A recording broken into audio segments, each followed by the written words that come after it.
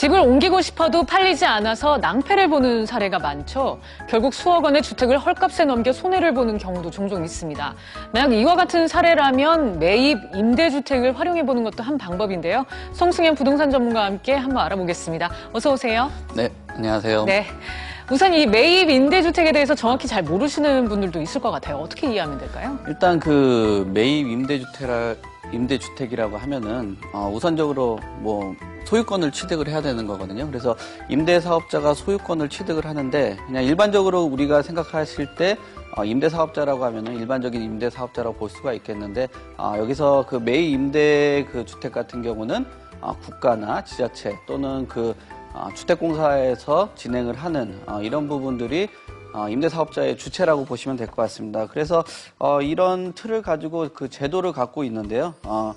일반적으로 그 전문가들이 현장 조사라든지 그 감정평가를 통해 가지고 기존의 다가구 주택들을 매입을 합니다. 거기에서 매입한 주택을 가지고 개보수를 통해서 시세의 한 30% 정도로 좀 뭐 저렴한 그 가격으로 임대를 하는 그 제도를 가지고 우리가 말씀드리는 매입 임대주택이라고 보시면 될 것 같습니다. 네, 그러니까 꼭 개인 간의 거래가 아니더라도 합리적인 수준으로 주택 매도가 가능하다 이런 말씀인 거죠? 네, 기본적으로 그 감정평가를 통하기 때문에 뭐 객관적이라고 좀 보시는 게 좀 나을 것 같아요. 최근 들어가지고 여러 가지 정책이 나오다 보니까 그 매도자 위주로 그 시장이 좀 돌아가고 있는 그런 상황이거든요. 그러다 보니까 좀 더 유연한 그런 제도를 통해서 좀 방안을 좀 살펴보시는 것도 괜찮다라고 보여집니다. 그렇군요. 그렇다면은 만약 내 집이 아파트인 경우 매입 대상이 맞는지 어떻게 확인할 수 있을까요? 기본적으로 그 기준들이 조금씩 나와 있습니다. 최근 들어서 기존에는 그 저소득층을 위해서 뭐 연립주택이라든지 단독주택들만 나왔거든요. 근데 네. 최근에 신혼부부라든지 아니면 좀 청년들, 좀 젊은 사람들을 위해서 아파트들도 매입을 하고 있는 그런 상황이에요. 그래서 가격적인 부분이 3억이 일단 넘으면 안 될 것 같고요. 그다음에 60제곱미터 이하로 구성이 돼야 되는 그런 상황이라고 보시면 될 것 같습니다.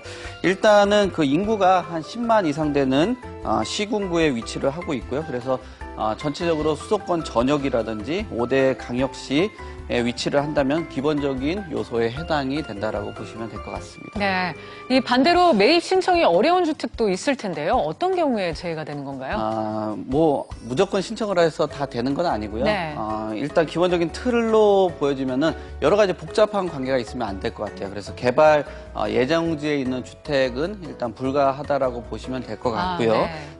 권리관계가 해소되지 않은 주택들도 역시나 좀 뭐 복잡한 관계다 보니까 좀 힘들 것 같고요.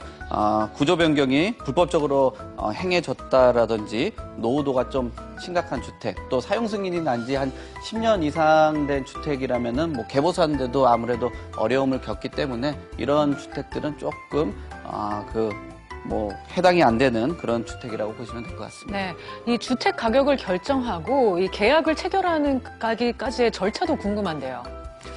최종적으로 보통 이제 매도에 나섰다라고 보시면은 그 LH에 대한 그 홈페이지에 들어가면은 기본적인 양식들이 갖춰져 있습니다. 네. 그 양식을 가지고 여러 그 절차들을 통해서 진행을 하시면 될 것 같은데요.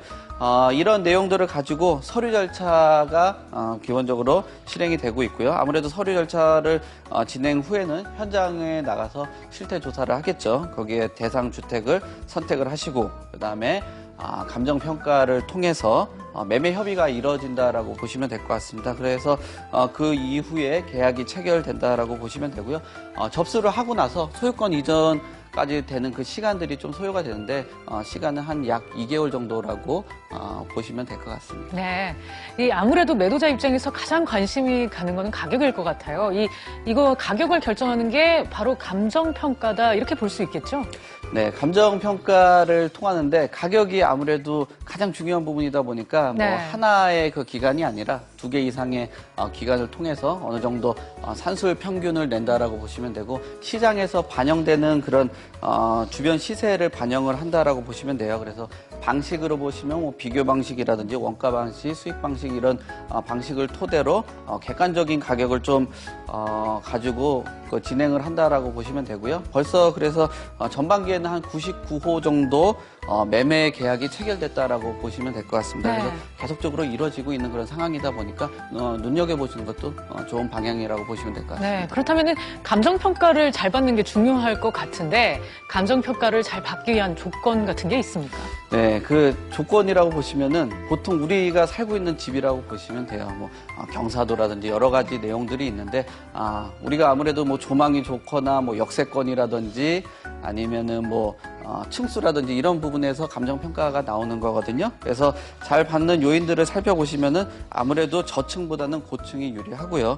북향보다는 남향, 그다음 역세권, 입주라든지 준공 시점이 오래되지 않은 그런 주택들을 선호를 하다 보니까 일반적인 우리 주택들하고 비슷한 방향이 그 감정평가의 요인이라고 보시면 될 것 같습니다. 네, 오늘은 성수견 전문가와 함께 매입 임대주택 그리고 그 활용 방법에 대해서 자세히 알아봤습니다. 오늘 시간 감사드립니다.